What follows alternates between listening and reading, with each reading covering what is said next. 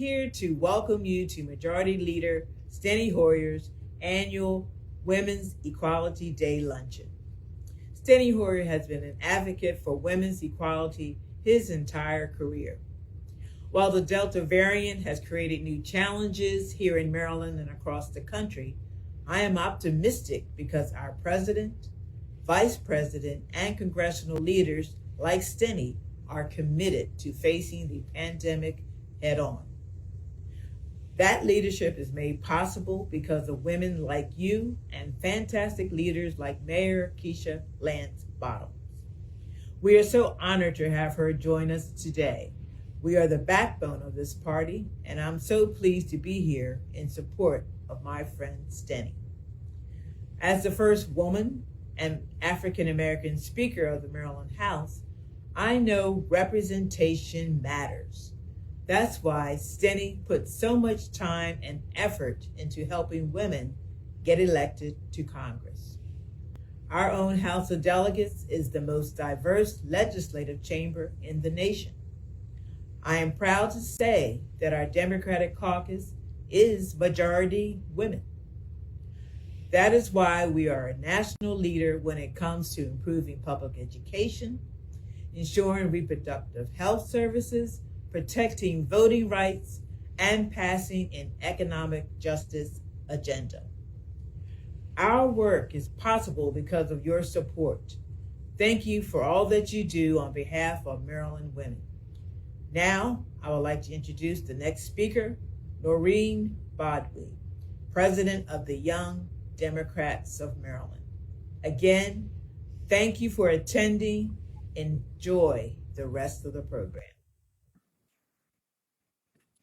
Good afternoon, everyone. My name is Noreen Bodwie, and I'm the president of the Young Democrats of Maryland, the official youth arm of the Maryland Democratic Party for youth ages 14 to 36. I'm honored to be with you all today and to be in the company of Congressman Hoyer, who has also once served as the president of the Young Democrats of Maryland and continues to be a champion for young people, the Democratic Party, and for women's issues. This past March, I was honored to break the glass ceiling and being the first woman, first immigrant, first woman of color to lead the Young Democrats of Maryland, including being the youngest state president in the nation. And though our country has made great strides towards equality for women, we are far from where we need to be. My mother dealt with a lot, but she worked tirelessly and eventually became the valedictorian of 12,000. Eventually, when she had my twin brother and I, she was adamant that she did not want to have her daughter to have a steep uphill battle and be as successful as she did, simply on the basis of her sex. So when we came to the States, but it frankly shouldn't have to be so hard for even my generation of women to continue to break the glass ceiling. Unlike so many other countries, the freedoms we have in the United States, the ability to make change and to have justice be the great equalizer for all of us is unmatched.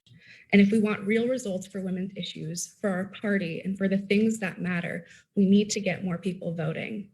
The Young Democrats of Maryland have made it our priority to focus on voter registration efforts up until 2022. We are organizing as many people as we can to go to their board of elections and get trained on how to register young voters and support voter registration efforts. We are still seeing in places like the Eastern Shore where there are young people registering red in a ratio of 3 to 1. Turning out the vote for young people, for Democrats, and for citizens across the state will be crucial if we want to see real change. We are also pushing for voter registration drives at every high school and college within the state of Maryland and strengthening our civic education in Maryland public schools. And especially for young people, we know that if millennials and Gen Z came out to vote, they would be a voting majority of all of our elections. We also know that young people within the state of Maryland lean much more blue than they do red. Many of them just don't register or don't come out. We are doing everything we can to make sure that we turn out the vote for this cycle and remind young people of why the upcoming midterm elections are so crucial. We are at a turning point in our politics where you can't simply tell someone to vote. You have to give them something to believe in. Government impacts all of our lives so proximately, and the leaders we elect reflect the values that we all have, the struggles we all share, and the fight for justice and equality that we need to see. This cycle, we can't afford to be all throat and no vote. I'm a firm believer that government can change people's lives. the way that it changed my mother's, the way that it changed mine, and in many ways that I'm sure you guys have experienced in your lives. At the end of the day, the great equalizer for all of us will come not just from changing hearts and minds, but from good public policy and an empowered and engaged electorate. I again encourage all of you, if you haven't already, to visit your local Board of Elections and help register voters. Let's get out the vote. Thank you all again for the opportunity to speak, and I would like to introduce our next speaker, Delegate Jocelyn Pena-Melnick. Thank you so much, and good afternoon. It's an honor to be here with you today. Truly, when someone has served in Congress since 1981, their list of accomplishment is too numerous to describe. Through his position in leadership and now as Majority Leader, Congressman Hoyer has led us sometimes, as we saw this week, difficult group of colleagues through battle to pass critical reform bills. From covering millions of American children with health insurance to fighting for wage equality for women in the Lilly Ledbetter Act, Congressman Hoyer has been an impactful leader for much needed change. Instead of reviewing the decades of accomplishment of Steny Hoyer, I want to focus on what he delivered just this week. And I'm going to just skip over the infrastructure bill, a mere $1 trillion to rebuild our country's infrastructure. Maybe we'll finally put the red line on track. I think we all agree that the bipartisan infrastructure bill was a breeze, right? The real genius of Steny Hoyer is the strategy of linking the infrastructure bill to the approval of the $3.5 trillion budget reconciliation bill. Obviously, this week's vote is not the final vote, and some Democrats are going to provide some heartburn before this is over. But make no mistake, this is Democrats at our best. Many parents struggle to stay in the workplace while raising children. This bill will provide universal pre-K for 3- and 4-year-olds and make historic investment in childcare for working families, ensuring not only that our children have the very best start in life, but also that the women who work in the childcare centers get paid the wages they need to raise their own families. And when our kids go to college, our family economics is thrown into crisis. The budget bill will provide free community college tuition, massive increases in Pell Grants, and historic investments in our HBCUs. From addressing climate change to investing in the care workers who support our elders, the bill includes provisions that should have become law years ago, but for a reactionary Republican Party. Steny Hoyer is delivering the goods. But I would like to focus on one piece of the bill that is special to me. All of it is special, but this one is particularly special. People who know me know that I was a dreamer before they were dreamers. I was an immigrant kid from the Dominican Republic. My mother worked in a factory and as a hotel maid just to keep a roof over our heads. There was no way that she could have seen her daughter go to college and then law school without the equal opportunity programs that made my future possible. The programs that Steny Hoyer fights for. Now, we all watch in horror as Donald Trump ripped immigrants' children from their mother's arms. And we thought, this is not just un-American. This is an assault on the very institution of family. This is a violation of our very faith. This reconciliation bill says no more. It will provide green cards to dreamers and those with temporary protected status, some of whom have lived in our communities for decades. These are the people that Steny is fighting for. The bill will provide green cards to farm workers, the people who put food on our table, those that never stop working as the pandemic raged, those that Steny is fighting for, those that today work in 115-degree temperatures to provide food for our families. It will not end the need for justice for our neighbors, but it will say that after 4 years of the racism and xenophobia of the Trump administration, we're starting to do right. Steny's fighting for it.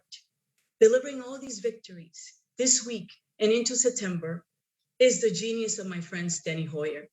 Welcome, my friend, a champion for Maryland, a champion for women, and yes, a champion for a better America. I'm so honored to know you. Oh, Jocelyn, thank you so much, not just for that extraordinary introduction and not for what you do and the passion that you do it with and the memories of your experiences and the actions you are taking to make sure that those who follow get a better shake and don't have it quite as tough. But thank you very much for your service in the House of Delegates. You're a real leader in our county, in our state, and in the nation. Thank you so much. What a wonderful, wonderful introduction that was. And to the Speaker of the House, Adrian Jones, my dear, dear friend, the former Speaker pro tem of the House, representative from Baltimore County, a person whose integrity and courage join to make a vision for Maryland. Maryland, one of the most progressive states in the nation, led by a speaker who's going to make a real difference in the years ahead, just as Joe Biden is making a real difference in the nation. And Jocelyn, let me say again how much I appreciate not only the introduction, but your articulation of the Build Back Better Act. You know, it's a reconciliation bill technically, because that allows it to get through with 51 votes. But what it is the Build Back Better agenda of Joe Biden and Kamala Harris. So I'm so honored to welcome all of you. And let me also say to Noreen Bodwie, I was a young president of the Young Democrats, but not nearly as young as you are, Noreen. And I was so impressed with you when you were an intern in my office, and so impressed with what you have just said, and talking for a generation that is going to make an extraordinary difference and faces extraordinary challenges with which we're trying to deal in the Build Better Act, sponsored by the President of the United States and supported by so many of us. And also, let me say to those three extraordinary women who have been with us, I also want to say, and I know she's not speaking as she has at so many of these luncheons honoring the passage of the amendment that gave women the right to vote, sadly, 150 years after we essentially said we hold these truths to be self-evident, but they were not all inclusive, unfortunately. And that's Yvette Lewis, the chair of the Democratic Party in our state. Yvette, thank you for your leadership, your commitment, your courage, and your extraordinary inspiration to all of us. And to all of you who are on this Zoom call, I'm honored to welcome you all to the 19th annual 5th District Women's Equality Luncheon. This is also our second virtual luncheon, and hopefully it's our last virtual luncheon. I'm glad we're all together on this Zoom call, but my, how I want to be with all of you in person. I am so looking forward to gathering once more in person with all of you next year. You know, some of our Jewish friends, when they were in the diaspora and wanted to get back to Israel, they would say next year in Jerusalem. And so what I say is next year in person. Of course, that means that everyone is going to have to continue following the guidance from public health experts so we can defeat this virus. We need to wear our masks. We need to get a vaccination. Please urge all of your neighbors and friends and people you come in contact with, get the vaccination and keep washing your hands and keep keeping your distance. I am very proud of the progress we've made here in Maryland, getting our families, friends, and neighbors vaccinated against COVID-19. Many are still not yet vaccinated, however, so we must continue, as I've just said, to encourage our friends and family, get the shot. Mothers, grandmothers, and women across the state are going to continue to play a critical role in convincing Marylanders of the benefits of getting vaccinated and keeping the most vulnerable safe from infection. It's like 99% of those who have gotten seriously sick and are in the hospital and overloading our health infrastructure and our health workers, 99% of them are unvaccinated. So if you're vaccinated, the chances of getting really sick are almost infinitesimal. Get vaccinated. This event, of course, is one of my favorites of the year. It brings together talented and accomplished women from across our district and provides us all an opportunity to hear from some of the most outstanding women in American leadership each year. This year, we are very fortunate to welcome a keynote speaker who is leading one of the largest cities in the country through a time of challenge and opportunity. Madam Lance Bottoms, Mayor, I said Madam, it's also Madam, but Mayor, Madam Mayor Lance Bottoms is a wonderful, wonderful human being, as well as a very accomplished and extraordinary public official. She's just a good person and a dear friend of my friend, John Lewis's, who was her partner in Atlanta and her partner in Georgia in doing what was an amazing thing to happen, of course, in 2020. But before I introduce her, though, I want to speak briefly about the work that my colleagues and I in Congress have been doing to address issues critical to women here in Maryland and across the country.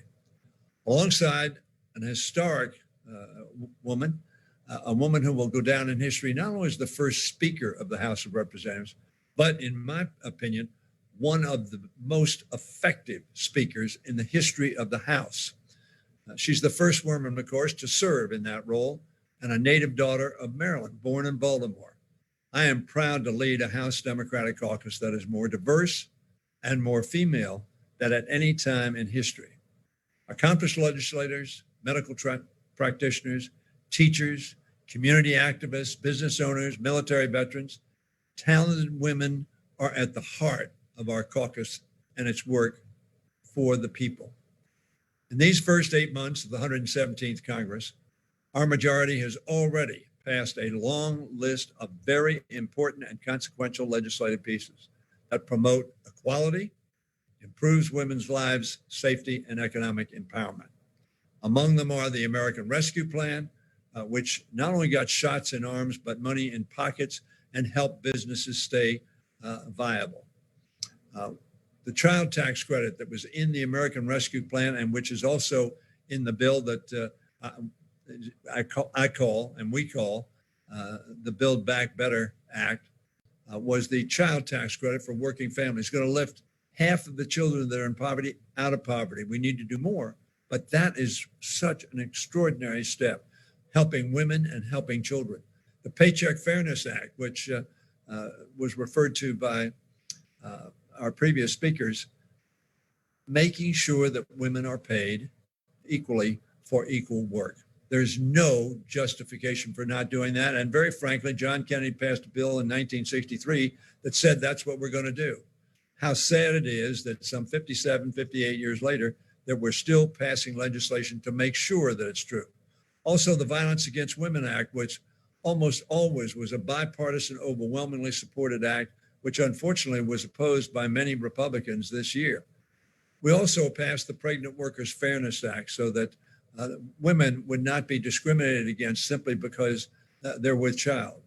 These are just some of the bills the House has prioritized this year.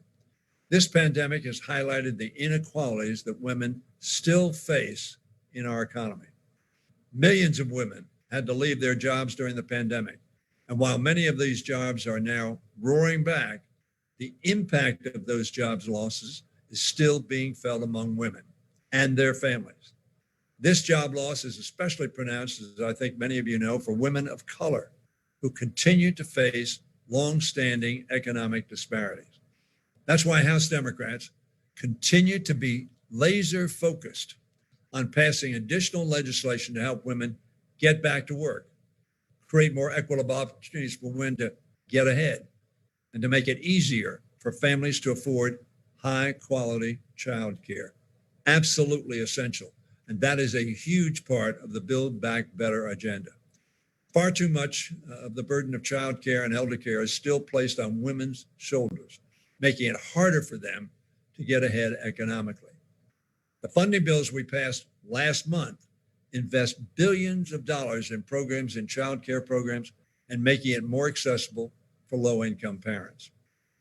Right now, House and Senate Democrats are working on legislation to make generational investments that would help Americans better afford child care, health care, elder care, preschool, higher education, and so many other top opportunities that help people make it in America.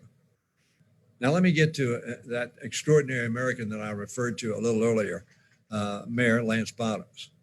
Our keynote speaker today understands how all of these challenges, which we've spoken about, and the need for greater economic opportunity impacts communities, neighborhoods, and our cities.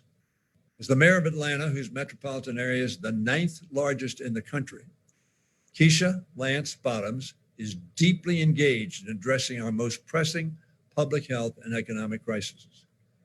She was, as I think all of you know, on the short list to be President Biden's running mate because of the talent that she reflected, of the empathy that she had shown as mayor, and the effectiveness she had shown.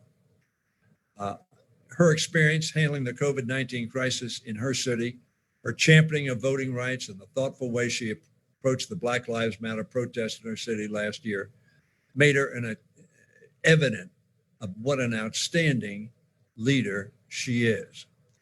When a deadly shooting in March took the lives of 7 women in an attack that appears to have been motivated by misogyny and anti-Asian hatred, Mayor Lance Bottoms comforted the grieving families and brought the community together at a very, very tough time to help heal from that terrible tragedy. She was chosen as co-chair of the Democratic National Convention last year, as I think some of you saw and know. That convention was held mostly virtual for the first time in history, and now she serves as vice chair of civic engagement and voter protection for the Democratic National Committee, helping to protect voting rights for Americans and to get more people registered to vote. As you know, yesterday we passed H.R. 4, the John R. Lewis Voting Rights Bill, that seeks to correct the terrible case known as Shelby versus Holder, which undermined the Voting Rights Act for which John Lewis fought and bled on that bloody Sunday in Selma, Alabama. That bill is now going to the Senate, and let us all pray and work for, as Mayor Lance Bottoms is working for, the passage of that bill and H.R. 1, the Voting Rights Bill. Together, they will ensure that every person can vote, have their vote counted, and make a difference. Just days ago, as I said, we passed that bill. Actually, it was yesterday.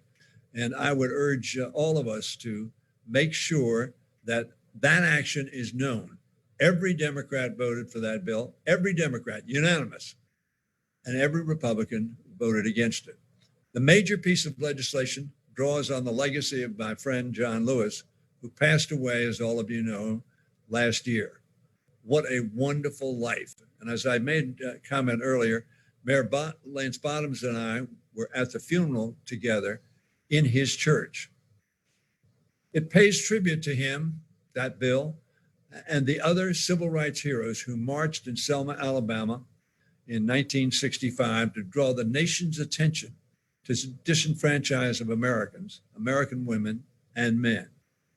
Of course, as you know, George Wallace sent the Alabama troopers to stop that march, in which John was savagely beaten and almost died. And I said at the press conference after we passed H.R. 4 that John Lewis became famous that day in March 7th, 1965. But he became a great American, one of the greatest Americans, because for the next half century, he kept the faith, or as he said, his eye on the prize.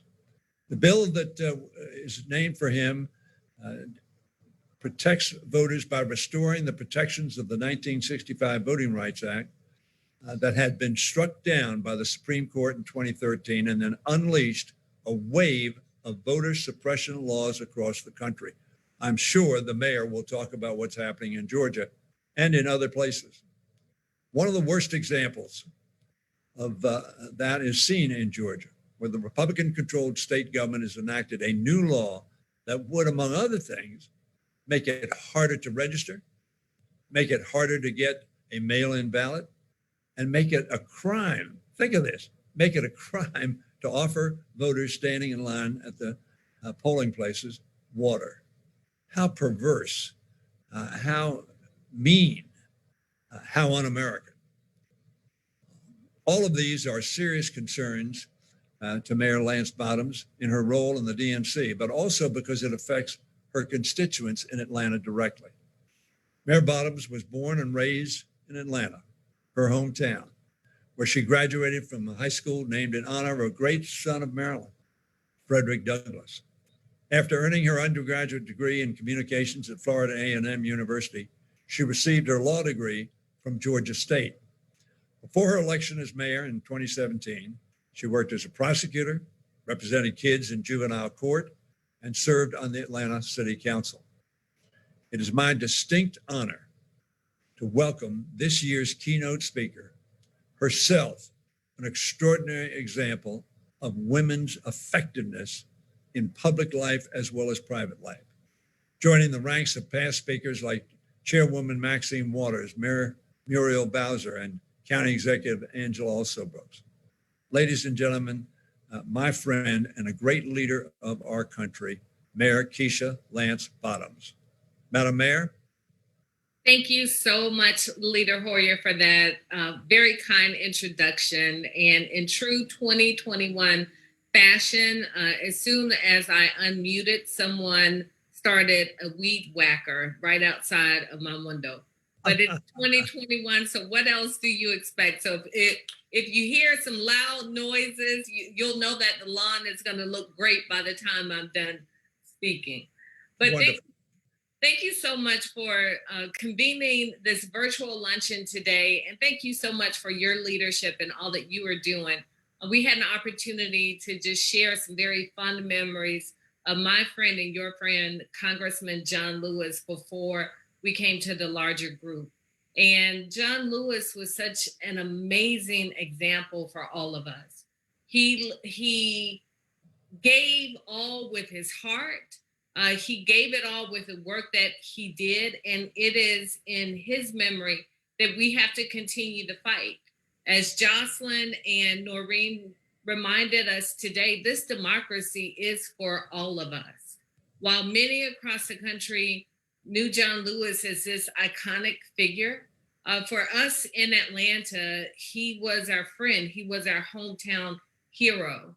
I had a very close personal relationship with John Lewis through my aunt, Ruby Doris Smith Robinson, whom I never met. She worked in SNCC with Congressman Lewis. She died at the age of 26. And in just a short period of time, and while Congressman Lewis was a much younger man, they were able to organize freedom rides. She was kicked out of Spelman College because of her work in organizing. She was able to go back at some point when the leadership of the college had a change of heart, but they were students across America who changed America. And each time I would see Congressman Lewis and I would mention my aunt Ruby Doris, he would well up with tears because she had left such an impression on him and he carried her in his heart. And it is that same responsibility that we have to carry Congressman Lewis and all that he worked for in our hearts to make sure that the voter suppression efforts that are happening across this country will not last. If you are a person of Christian faith, you may know the scripture, no weapon formed against you shall prosper. And when I go to church, I'm often reminded that the weapons will form, but it doesn't necessarily mean that they will prosper. Well, that's where we are in 2021. The weapons are being formed all around us. But with our work, with the leadership of incredible women like Jocelyn and Noreen and so many others, we can change what's happening in our country. And I think of my aunt Ruby Doris, and I think of the changes that they were able to effectuate during the civil rights movement. They were just ordinary people doing extraordinary things. And that's our moment in time today. Ordinary women across this country who are able to do extraordinary things. For some, it may be simply showing up to vote. That matters. Elections matter. We've seen it happen in Georgia. I'll go back to my mayor's race in 2018, or in 2017, November 2017, with less than 1,000 vote difference, with almost 100,000 votes cast. I was elected mayor of Atlanta. You think about what happened last year with the presidential election. Nobody believed that Georgia would become a blue state. I believed it, and I shared that with then candidate Joe Biden. And I teased with Leader Hoyer before we came onto the larger group. And I said, I told him, if he put me on the ticket, I was sure we could win Georgia. where clearly he didn't have to do that. And he made a pretty good choice as his vice presidential pick with Vice President Harris. But we knew that there was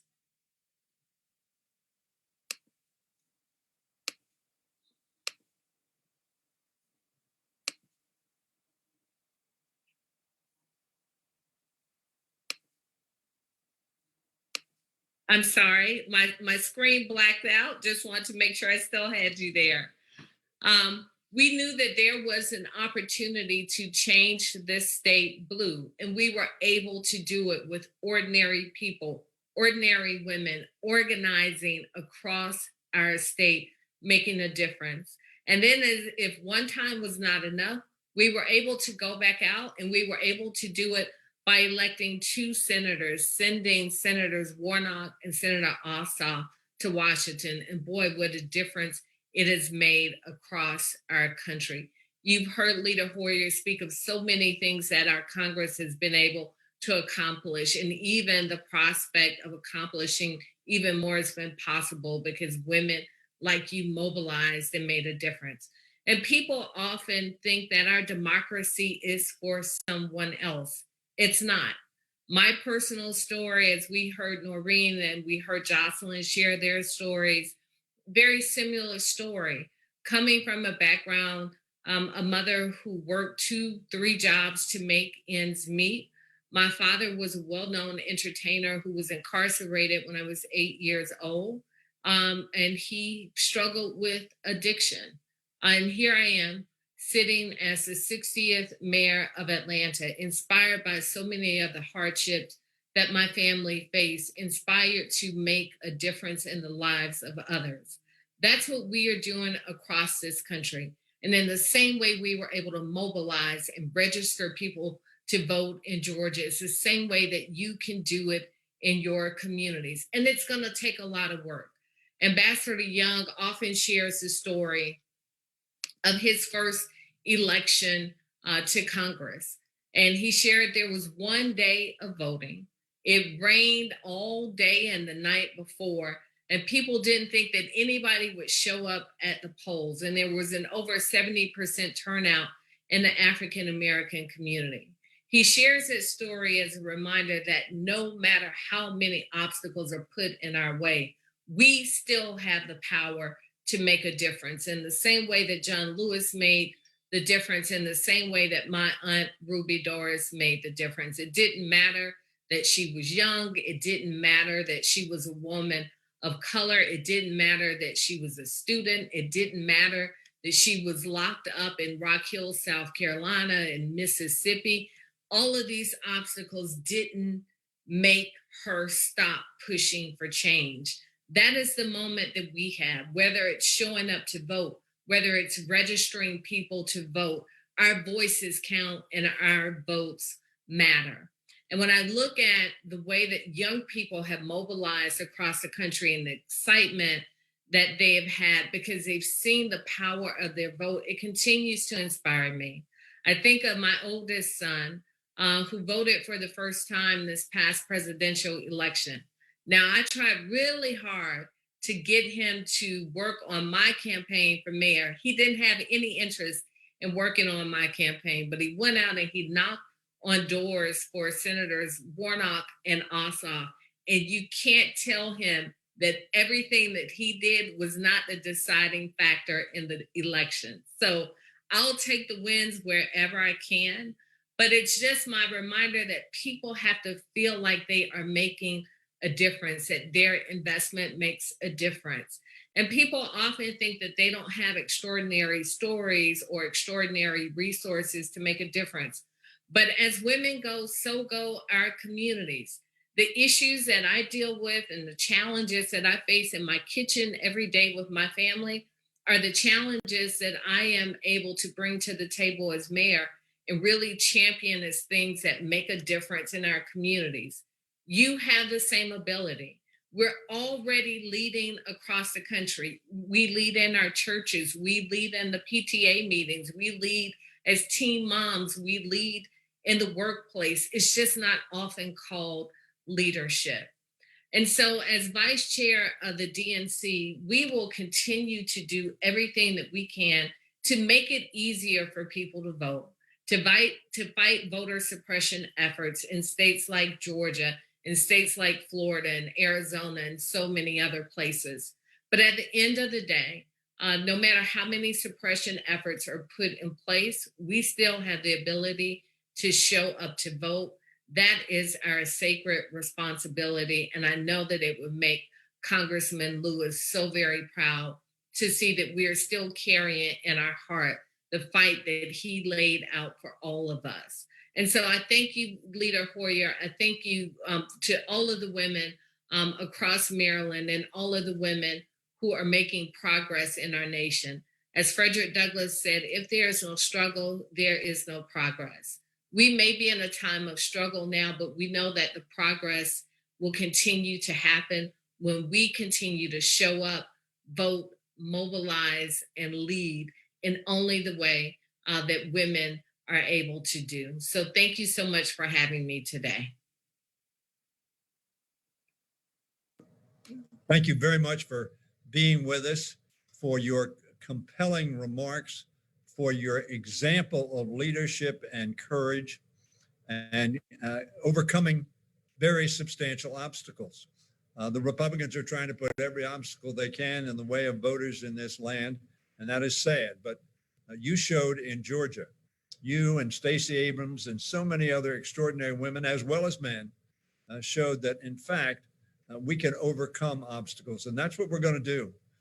People are cynical about whether we can keep the House in 22, and people are cynical about whether we can expand our majority, or which is an even 50-50 at this point in time in the United States Senate. I think we can do that. We can do that with the leadership of women, certainly in the House of Representatives. Nancy Pelosi has shown what an extraordinary leader she is, an extraordinary woman she is, and you have as well in Atlanta and in our nation, which is why the Vice President Biden, now the president, considered you so seriously to be his partner. And you would have been a wonderful, wonderful partner. And I know going forward, you're going to be a leader who will make a difference for all of our people. So I am so happy to be with all of you in this Zoom call, this virtual call. Much happier, as I said, to be with you in person. I want to thank the extraordinary women who have spoken to us. Speaker Jones, who is herself an historic figure, the first woman ever, and the first woman of color to be Speaker of the House. And she came to my office just a few days after she was elected by the House of Delegates as Speaker. And I took her by the hand, walked down to a meeting that I knew Nancy Pelosi was serving in, and introduced the two of them. Two historic figures, two extraordinary women. What a statement of women's history and women's progress that did not come with, as Frederick Douglass said, without a struggle. And by the way, we mentioned Frederick Douglass. In the next county, of course, there was a woman. Her name was Harriet Tubman. And she also showed extraordinary courage and leadership and commitment. I'm always so inspired at the end of this annual Women's Luncheon, and this year has been no different. Madam Mayor, we've had some women who have made this luncheon over the last 19 years a real success, and I want to mention them. Sue Apple, thank you. Levita Gardner, thank you. Delegate Rachel Jones, thank you. Abina McAllister, with whom I was yesterday, and Ashley Phillips, both of them yesterday. Thank both of you.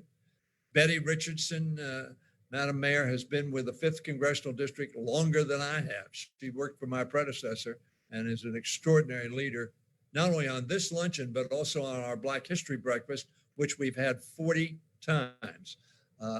Lisa Ransom, whose grandfather serves with such great distinction in the House of Representatives.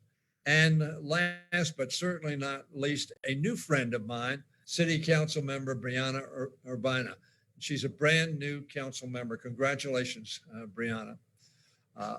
Again, I want to thank everyone who participated today and who served on the Luncheon Committee.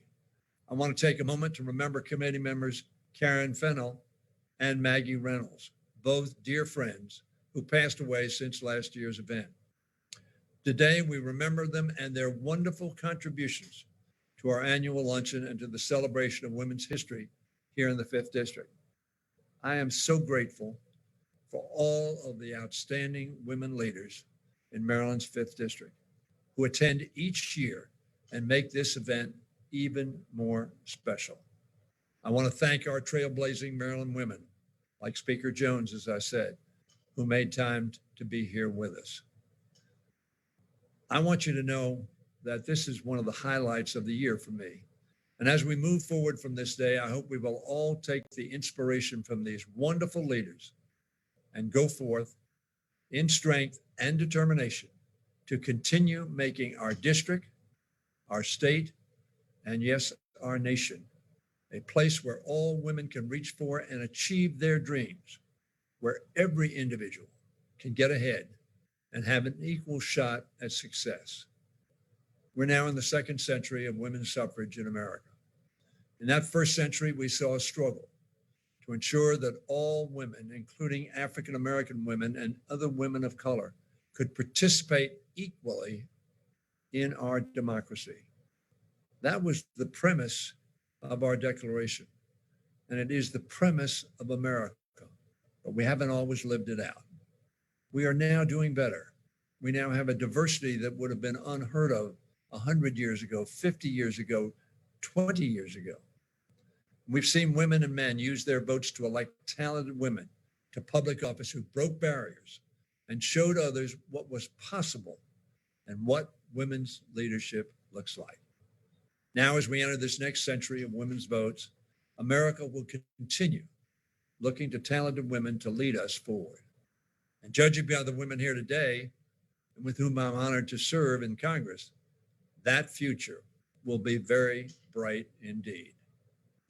Next year in person. But the good news is I'm going to see a lot of you in person at other events sooner rather than later, I hope.